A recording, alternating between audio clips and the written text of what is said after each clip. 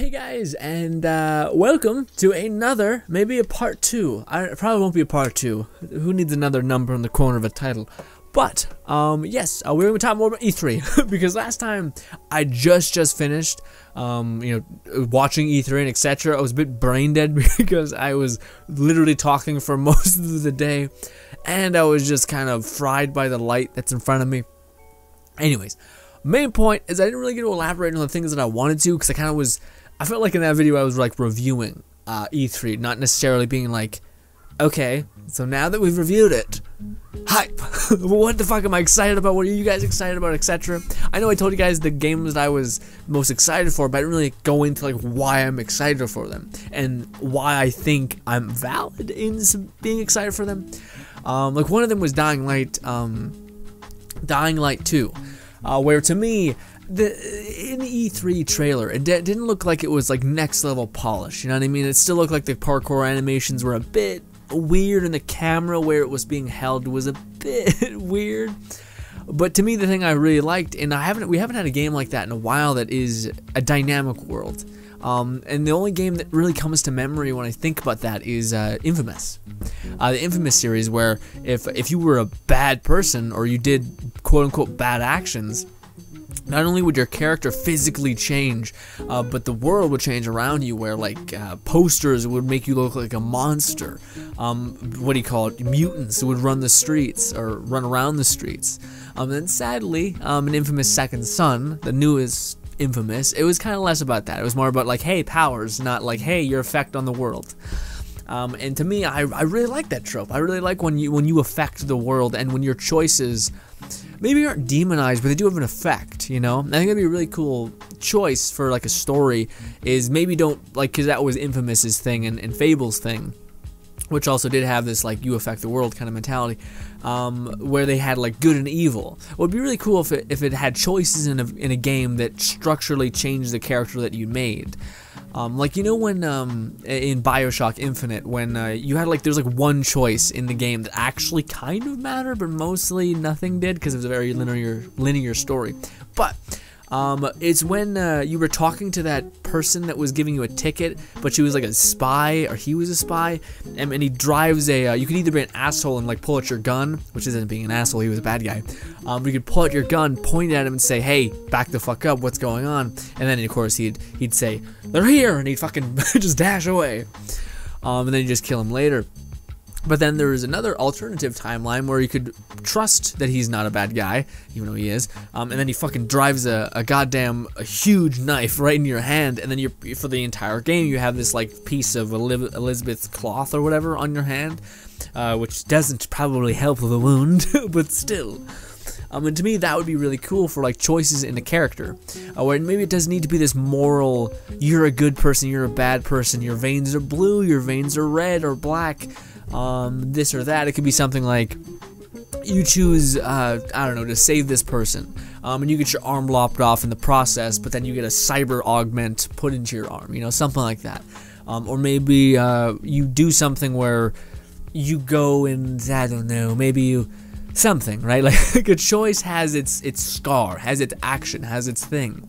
Maybe you, I don't know, push someone into an arc thing. I'm just like examples. This is my imagination going wild, by the way. But maybe, I don't know, in like an Infamous game, or maybe in a Dying Light, there's this weird arc reactor thing, and you have the choice of saving this person that's about to fall, or saving yourself. And if you save yourself, you have like a stat bonus that's amplified about a certain trait within you. I don't know, whatever that is. Maybe you're more like, you're better with guns, you're more relentless, you're more fierce, so you have this passive perk on your character.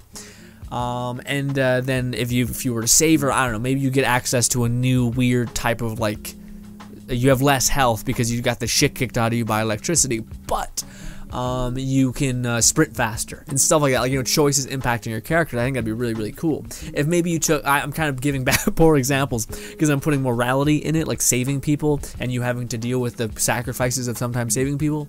But if there was stuff that was outside of that, like just choices that you had to make that would affect your character, maybe not visually and physically, you know, losing limbs, but maybe perhaps like affect the world. Like again, if Dying Light showed a good example where there's two kind of types of brutal reality. One of them is the like free market enterprise black market in Dying Light, and the other one is control and structure, and somewhat peace.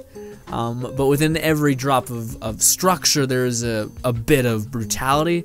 So if you guys didn't see the trailer, essentially it was really cool. If you were to give the water supply to the people, everyone, and you were to give it to the control to the people that are trying to make rule and order back into the crazy, zombie infested world, that it'd work out. Everyone would have water, but the people that you gave control to would start they rule with an iron fist, because if people aren't following the rules and it's not working, so they're like tying people up, corpses up from people that didn't follow the rules, because they need to keep order. In a place that is just chaos every day. And then there's the other one where it's the opposite, where it's just a free enterprise, it's black market, probably better weapons, better stuff, but more enemies everywhere. No order here, so there's enemies everywhere. So it's interesting because none of them to me specifically seem evil. Maybe the black market one, just because they made the one control one seem like everyone got water, whereas the black market one, it didn't really specify. It almost seemed like the black market was selling water to people. I don't know. But regardless, to me, that's why I'm excited for Dying Light 2. And I keep assuming this, but I really hope that they just kind of don't touch story that much. Again, I'd rather the story be your effect on the world and your choices you make when being in the world, rather than here's this narrative about Crane, who ends up being, I don't fucking know, dude. So he ends up meeting this brother and sister. Guess what? The brother fucking dies.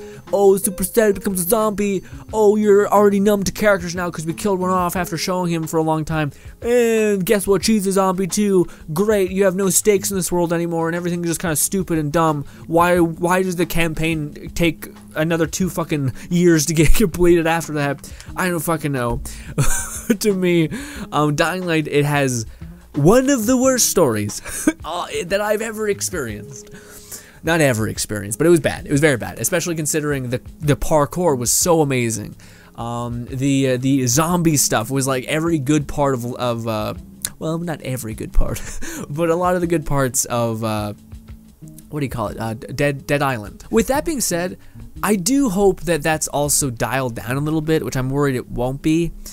In Dying Light 2, it does seem like they still have the same tone, where everything is still hyper serious and everything is still like, oh my god, which is kind of weird. Like when you have like a fire weapon, or like a weapon that's like a busted up fork and you're stabbing people with it, or a broken up bat where you're just beating the shit out of people, and then you're running up walls, and then you're like grappling hook and you're like Spider-Man and you just get launched up there, and then they're like, wait, seriousness, it's raining, it's moody, grapple hook. It's just like, it just breaks it almost. I really feel like a game like that would be really cool if they had a little bit more Dead Island in it, where it was a little more like goofy, cartoony, not fully, but just something, right? Something that made sense, where you're like, grapple hook, you can fucking take it away, or I don't know, there was like a Mario Easter egg where you could essentially have like Mario's a kite or something. I don't know what it was from,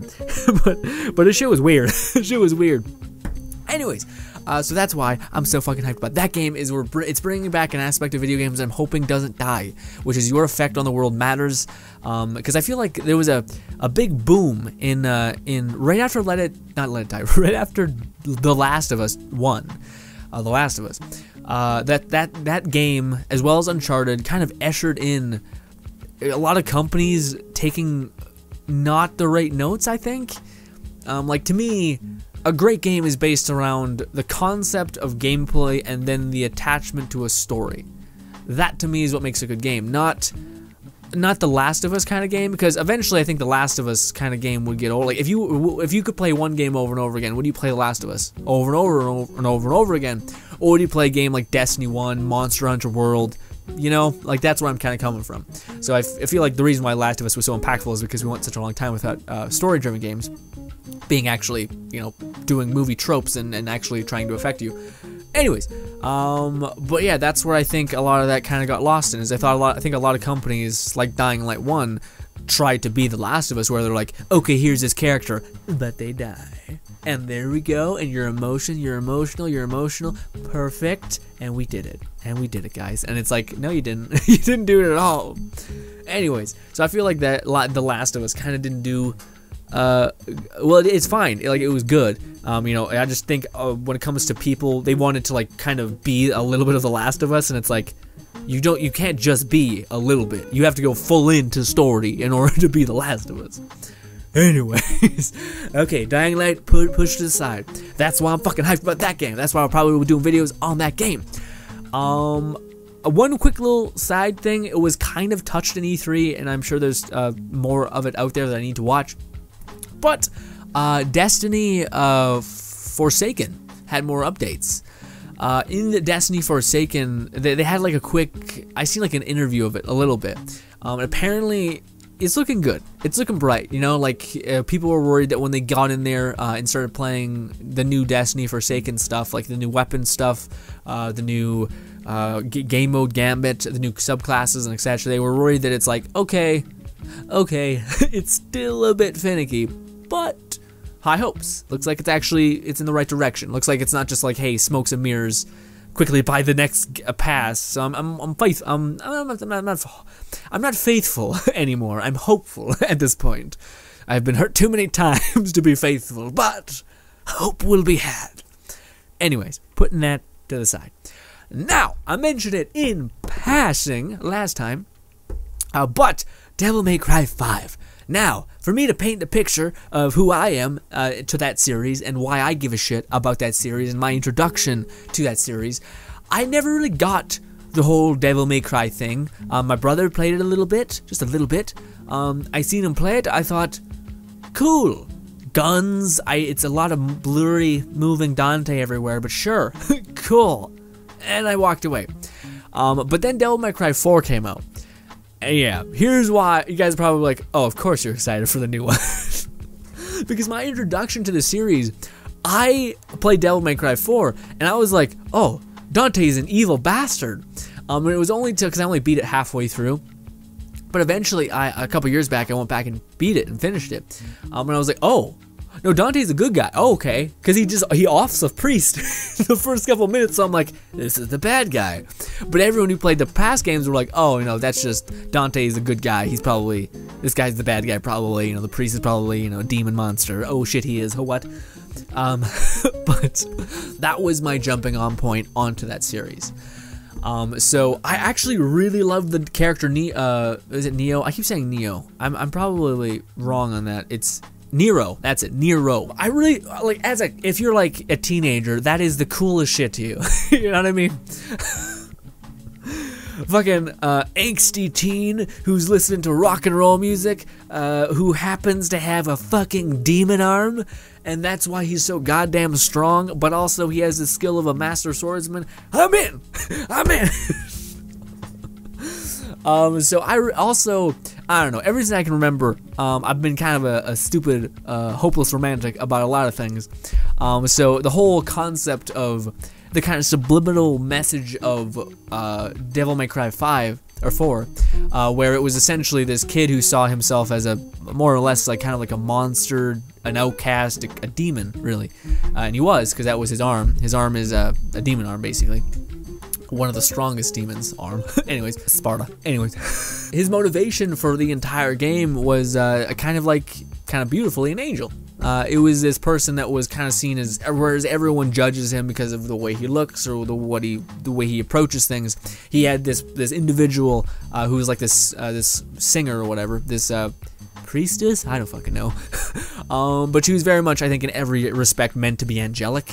I mean, that was kind of the passive story behind there, is like, here's this person that's considered a demon, and here's him doing everything he possibly can to protect this one piece of beauty that he does find. Or this one piece of hope. I won't say beauty, hope. Which does see hope in him. And he's fucking relentless about doing like anything and everything to save her. In fact, I think that's the story jump-off point. of the new game is there was a lot of, especially there was like a DLC added to the Devil May Cry 4, which you could play as Virgil. And no one really knew where the fuck Nero came from. You know, he's like, okay, guy with demon arm, sure. He has the arm of Sparta, which is Dante's and Virgil's dad. Fucking what? What's happening? And he weirdly can use Virgil's sword, which is, before that it was a Sparta sword. What? What's happening? And he stores the sword in his demon arm. What? And then there was a DLC that came out for Devil May Cry 4 where you could play as Virgil. You play as Virgil, and it showed, well, it basically just sparked the speculation of people being like, oh, okay, Nero is Virgil's son, because he visited that city right around the time that would add up to being like, okay, if he visited, he banged some woman, she had a kid, he inherited the Spartan bloodline or the Nephilim bloodline as well as Sparta's arm, because he's exactly like Sparta. He's exactly like Sparta. He's a demon who's falling in love with a kind of an angelic figure. Anyways, and he stores Virgil's sword in his arm. Even through the E3 trailer of Devil May Cry 4 or 5, you can put that together, where it's like, oh, Virgil came back for his goddamn sword, and I guess your arm was counterfeit. You know what I mean? I guess your arm was just, give me my sword back. I don't think he knows he's his kid. Maybe he isn't. That's all speculation. That's not confirmed. It just seems like it really lines up like too well. So that's the story, and that's why I'm really amped for Devil May Cry 5. I know a lot of people didn't like the fact that Nero took the place of Dante. Kind of half-assed as well, because you could play Dante for the other half of the game. But personally, since I jumped on the game at that point, I loved it. I loved it. And even more so, I feel like I have such better memories, and I'm a lot more positive about the Devil May Cry series because I had this introduction. Because as well as I got around to playing a Devil May Cry 4, and I really enjoyed it because of Nero and all that other stuff, I really liked the game because of Devil May Cry 4. So I was like, oh, here's this other game coming out, which is a remaster or a retelling of why the fuck Dante matters, who the hell is Dante, etc. So then I went back and I played that. I went back and played that, and so many people shit on that game. DMC, just the reboot more or less, fucking love that game. I hate that so much of the Devil May Cry community is just fucking toxic as fuck about everything. They're like, oh my god, DMC, disgusting. You should totally go back and play the good games. Which, look, there's no argument. You're fucking wrong. Okay, I'm usually pretty open-minded. You are wrong. So painfully much. If you think that fucking, like, Dante having the like, his shoulders are just spikes because of how low poly the shit is. And it's not exactly responsive combat. And there's no story. My god. I was watching a video where it talked about, like, the Devil May Cry story told if you missed the previous games, and the guy literally in the video was like, yeah, so this is gonna be like 10 minutes where they're usually like 30 minutes because there's just not a lot of story. Like back then, video games were pretty much just gameplay. Like you had a guy who you genuinely knew. In fact, I think Dante originally was just a demon. He wasn't even Nephilim. Fuck, dude, I don't know. What? More or less, I'm just confused. But, yeah, I jumped on at DMC, and I thought it was awesome. It was a beautiful game. I thought the story was badass. I thought Dante was really, really well done. As well as if you read the comic book to DMC, it actually really shined a light on why Dante was kind of like a bit arrogant and ruthless a little bit. Is because he got the shit kicked out of him as a child, constantly. He was put in like a demon orphanage, and Virgil was given to like a very rich family. So Dante got the short end of the stick big time. And dear God, did he get? Apparently, he like got the shit kicked out of him every day by his like orphanage tenant or something like that, who was a demon who did want to beat the shit out of him every day. And that's why he's also so fucking painfully strong. Is because unlike Virgil, he's, you know, he's been fighting to survive in an orphanage for so long. Anyways, more or less, about the game itself. Shit. So that was a long-winded explanation about why I give a shit, and why I really like the series, where I know some people feel like it has ups and downs. I honestly wasn't a part of the ups and downs for a lot of it, because I never really fell in love with Dante before I fell in love with Nero, so I didn't really feel like I was like, oh, I'm being cheated, you know? Anyways, Devil May Cry 5. First things first, problems with it. I fucking hate the look of Nero now. He looks so trash. He looks so awful. So fucking awful. He has the biggest fucking chin that there ever was. And his hair is all fucking stupid. I could go on about his general character look and how I am just pissed that he went from looking like this, passable, and then to this, where I'm just like, Jesus, Jesus, man. Fucking soy boy or something. God, fuck. Yeah, I don't like the way his face looks now. It looks like he's, you know, he looks like he didn't hit puberty here, you know what I mean? And then he finally hit it, and God, it didn't work for him, you know what I mean? His chin got all fucking bulgy and gross. He's got like a gross shadow, like 4 o'clock shadow. Like, even Dante knows how to fucking take care of himself, you know what I mean? And his hair is all shitty.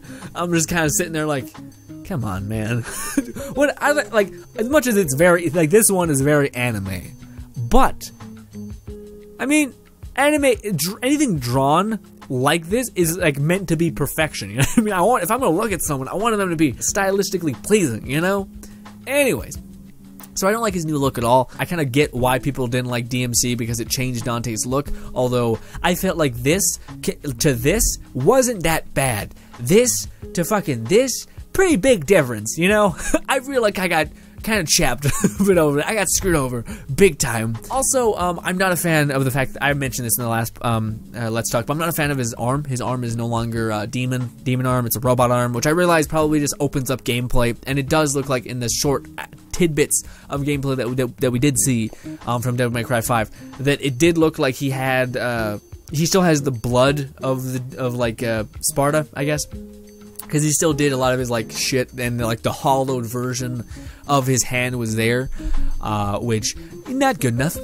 Not good enough. He better get his goddamn arm back at some point. Listen, you fuck, why does the fucking phone always ding twice? I open it, I click open, and I see it, and then I close it, and then the phone's like, no, you didn't look at it. You didn't look at it at all. And I'm like, I physically had to hit the button. You fucking shit. It's probably just an option that I definitely could change, but I'm not going to. Anyways, also, I'm curious to see how that works in Devil May Cry 5. Because that to me was very endearing about Nero, was the fact that, again, he was this demon figure following this angelic person, this person that he deemed to, like, that saw him in a light that wasn't altered, like, really negative, because usually everyone that was around him didn't think highly of him. And then there was this person that did, and then he's like, okay, I'm gonna protect this person with everything I have. Very nice. So I like that aspect, but it makes me curious to see how the hell he is he in Devil May Cry 5. I mean, he does have, like, this sidekick lady who's, like, the person that augments his arm and shit, but I feel kind of like, well, like, I don't know. I'm worried, because that part of me, I don't want him to lose that, because I really like that as a character trait. As the, like, Dante, he's got similar aspects of Dante where he's just relentless and like ruthless and like kind of jokey. You know what I mean? Like, he doesn't give a shit, more or less. But then he had this other aspect where he cared. He cared a lot. And he physically showed with actions that he cared. Kind of similar to Dante as well, except Dante has cheekiness, like a lot of fucking cheekiness, to where, like, he never lets you believe for a second that he's like, I'm actually helping you. He'd be like, I'm just here because I want to be. Fuck off. He's like, I'm probably sounding crazy. There's so much to these games. But yeah, I'm interested to see where the character goes, and I hope they don't just axe him all together, like his personality and what he kind of had there and what he believed in and etc. So we'll see. I know this is a series that most people are like, it's mostly a combat series for a lot of people, but I really do like the story of a lot of them. I think especially Devil May Cry 4, I really did like the story of. It was very nice, kind, sweet, romantic, if you will. But moving on to the other one that I am just goddamn so excited for. We're actually going to start speeding up a little bit because I talked a lot about those ones, which I never thought I would. But Fallout 76. I've been watching so many videos about all of that, because to me, I've never been so excited but so terrified about a game at the same time. Yeah, because to me, which I feel like is good. It's good to have an era of skepticism not given to you by the developer almost, which I feel like is fair. But yeah, Fallout 76, again, I think it's the two things that I've heard that scare me are that there is no NPCs, no humans. There's no humans around. There's monsters, and you may be like, well, how the hell are we getting quests? Good answer, or good question. Well, apparently, we're going to be getting them from other sources and or bots. So there's no humans, there's no raiders, but there are bots. And there are other people. Every person, like not a raider, every person that you see, what do you call it, is a human person. Which means you're not going to see a lot of people. Or worse, you will. You will. And apparently, they're hinting at there being like servers that are like friendly, like friendly fire kind of servers. Because Todd Howard says that he doesn't want it to be griefy and that there'll be ways to get around that. So I'm like, okay, friendly fire servers, or like kind of you have to say, hey, I want people to come, like, you know how Dark Souls has, you can like toggle off invaders, like you can tell people, oh yeah, come and kill me. You can do that. I think in Fallout's gonna have something similar where you can be like, yes, I'm fine with people, you know, engaging in combat with me and etc. But apparently Todd Howard said that there's a way to like make it so you don't have to deal with it, which is cool. So that kind of got nullified, my worry for getting griefed, like fucking mad. But apparently there's also, like, it's actually interesting. The way he described base building was really cool. It made it seem like, well, when you log off the server, your base also logs off. So apparently, also, your base is now in this thing called camp. It's like this mobile home box that has all your crafting needs. I don't know. But apparently, what do you call it? People are really worried about, like, oh, but what if someone nukes my building? Like, what happens then? Because there's nuking in Fallout 76. One, it's hard to nuke shit, so you're gonna have to take a lot of time to do that. Secondly, there's a skeleton layout of what you make. So nothing is ever, I think, 100% destroyed. So I think what that means is, yes, you may be gone for a little bit doing stuff, or you may get rushed by a bunch of mutants on your camp, and they may break the hell out of your base, your everything. And what I imagine it'll look like is there'll be like rubble where your thing was, wherever it was, a power station, a house, or whatever. And you can go up to it and say, okay, it's going to cost this many materials to rebuild that. Then you just go up to it and hit bink, and it rebuilds it. Boom. Which that's the way he made it sound. And also you can move camps. So the way that makes sense to me. That makes like, okay, you'll be fine. You'll be fine. All you need to do, if someone nukes your base, heal everything up to 100, pick up your little mobile camp, walk somewhere else, set it down. It'll probably weirdly get placed based on like it'll probably fall down onto ground and then level out. So if you are on a hill, that will probably be how it works. Either the tree or something. There's a lot. Apparently, nuking an area turns that area into endgame content. Like high-level enemies everywhere. You're gonna need a ton of supplies, power armor to go there. So that's cool. But honestly, the main thing that like are sells for me that do make me excited, again, my fears are for griefing. Again, I just want, and also story. Like as much as I like the addition of there being an emphasis on gameplay and RPG mechanics rather than here's a long story about how you're getting your kid back, or here's a long story about how you're going to meet your father. Instead, it's about here's not a story, but here's how you affect the world, and here's how you can change the world, and here's how you can, just mess around with the core fundamentals that make these games fun. Cool, cool. And I imagine the quests are gonna get boiled down to like, hey, go here to there, clear out this base from mutants. Get some resources, come back, build up your settlement, etc. Go get some stuff that we need for building back society that exists in this special bunker or this special vault tech company storage facility. I don't know.